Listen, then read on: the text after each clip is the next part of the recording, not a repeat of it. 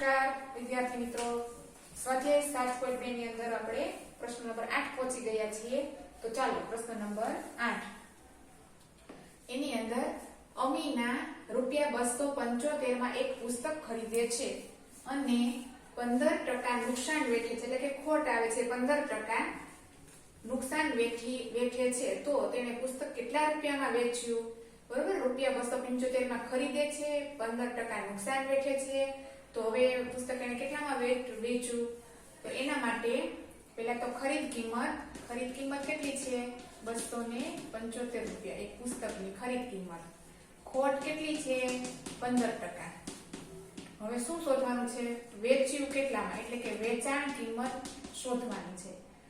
હવે વેચાણ કિંમત શોધવાની છે, એના એટલા માટે પહેલા આપણે ખોટ ગોતવી પડે કે કુલ ખોટ કેટલી ગઈ ઈ જોવું પડે ને. 15%, ₹100 એ 15% હોય તો ₹100 ની ખરીદ કિંમત પર ખોટ 15%. તો કેટલાની વસ્તુ લીધી છે? 275 ની ખરીદ કિંમત પર ખોટ કેટલી જાય?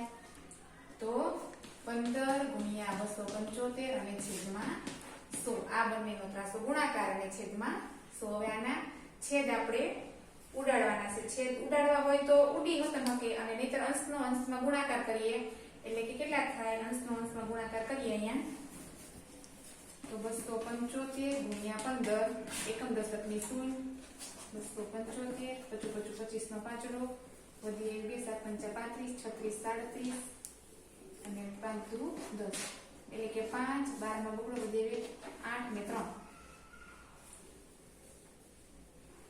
બરોબર, તો ગુણાકારની અંદર શૂન્ય.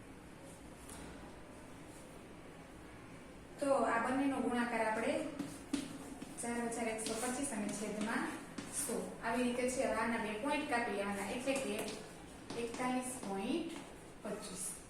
હવે આપણે ખોટ આપણને 41.25 રૂપિયા આ આપણને ખોટ મળી છે.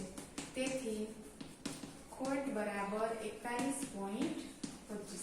હવે શું ગોતવાનું છે? વેચાણ કિંમત શોધવાની છે. તો વેચાણ કિંમત આપણે હવે સૂત્ર લખવાનું. વેચાણ કિંમત બરાબર ખરીદ કિંમત હતી, એમાંથી આપણને ખોટ પડી હતી એટલા માટે ઓછા કરવાના. ખરીદ કિંમત 275 માઈનસ 41 અને 25 પૈસા. આનું આપણે રફ કામ કરી નાખવાનું, એટલે કે 75 રૂપિયા આ આપણી વેચાણ કિંમત છે. જો અમારો વિડીયો તમને ગમ્યો હોય તો લાઈક કરો, શેર કરો અને સબસ્ક્રાઇબ કરો.